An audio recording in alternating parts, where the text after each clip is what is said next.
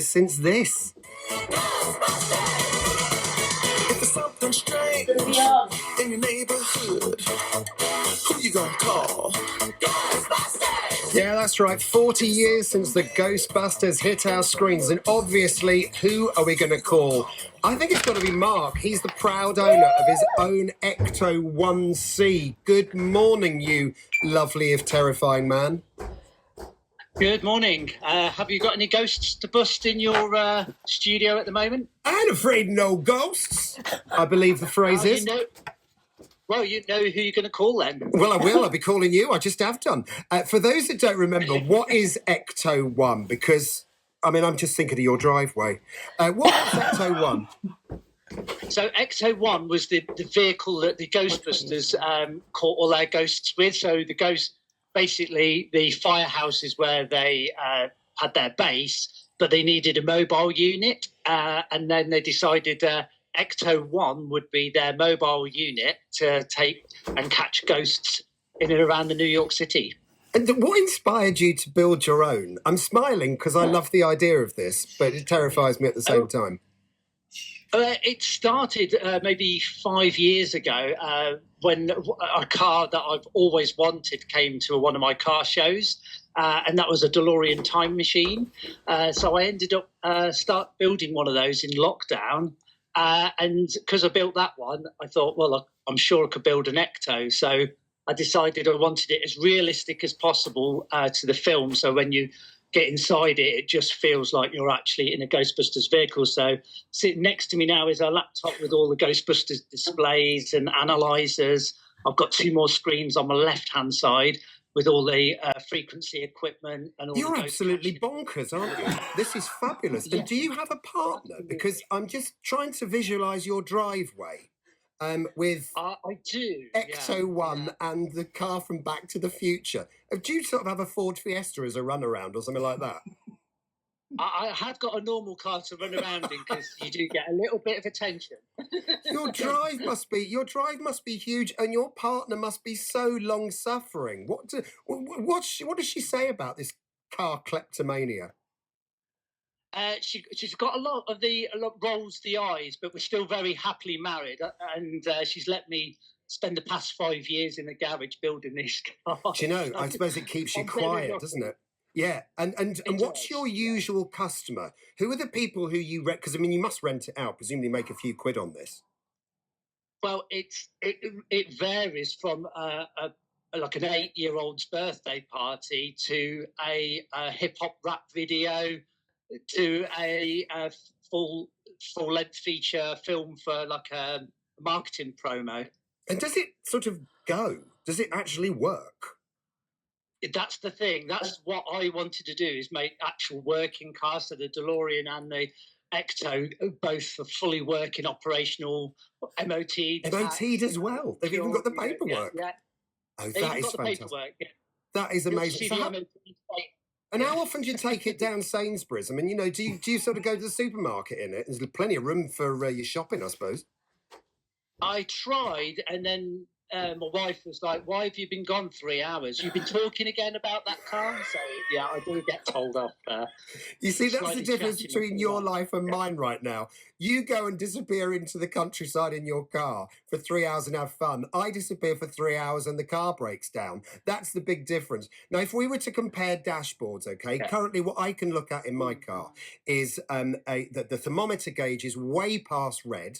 Okay, because there's something wrong with the radiator or the thermostat or something. What can you see as you look at your dashboard?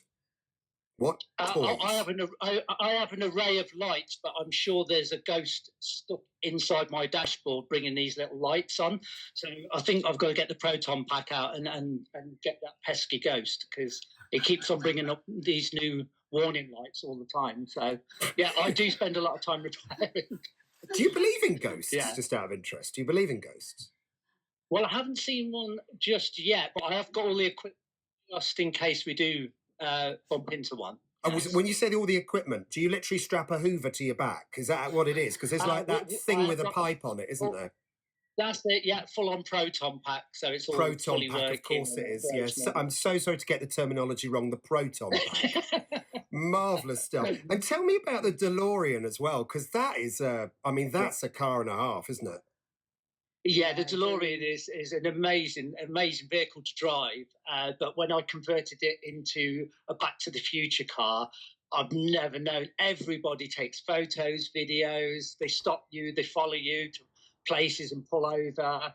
It's just, it doesn't matter whether they're 5 or they're like not 85. They just come over and want to talk about it. And if you can bring a smile to somebody's face like that, that's all I'm in it for, really. I just stand back and watch and just let people enjoy it, really, and it takes it back to their childhood. All I can hear coming from you is joy. It is such a beautiful feeling. It's Saturday morning, we're all just kind of glad the week's over, and all you're doing is filling my life with joy. You're at an event today, aren't you, as well? Yes, yeah, we were at the Mass Hysteria event at Port Solent for their 40th anniversary Comic-Con. And are you already sort of raising eyebrows and attracting attention? Yeah, raising eyebrows and raising money for charity, and yeah, I can't believe the amount of people that have come down to see it today. It's, I would say, a couple of hundred already. So, I honestly, yeah. I am a complete convert. I never used to understand what people saw in cars, and then I bought a little old sports car just as a runaround, literally just to see what it was like, and I fell in love with it. So I know what that whole love of cars is. Are you a big Ghostbusters fan? Because obviously the film's 40 years old.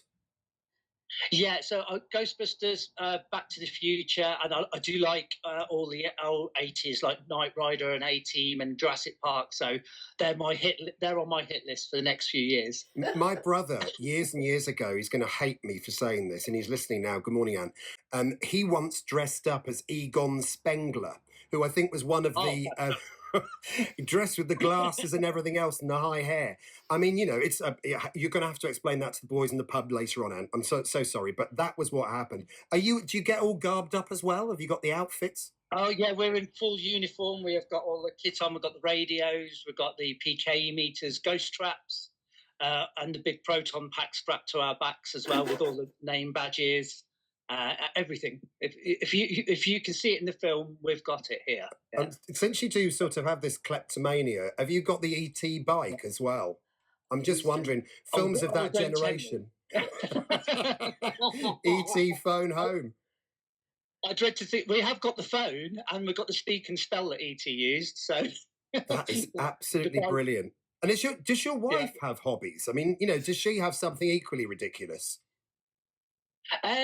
She likes dancing and rollerblading and kind of being out and about. So, but she's kind of adopted being with me on occasionally. So today she's fully togged up with all the Ghostbusters uniform and everything. So she is joining in on the fun, but she's also driving Ecto as well, because I can't drive the both here today. So do you know, it's funny because I was absolutely, you should never put words in an interviewee's mouth, but I was desperately hoping you'd say, yeah, she's got a route master and a milk float, just because it would be different. Do you know what I mean? You could have like a massive garage then for all of your cars.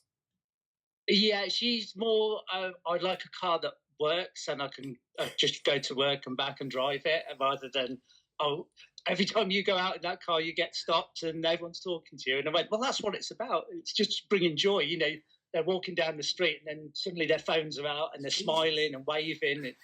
That's exactly what it's all about. You're just the best. Thank you so much, Mark, for joining us today. Thank you very much for your time. No, not at all. Yeah. The pleasure is all mine. You are such a star. Thank you so much indeed. That was Mark and his partner sat right beside him in Ecto-1.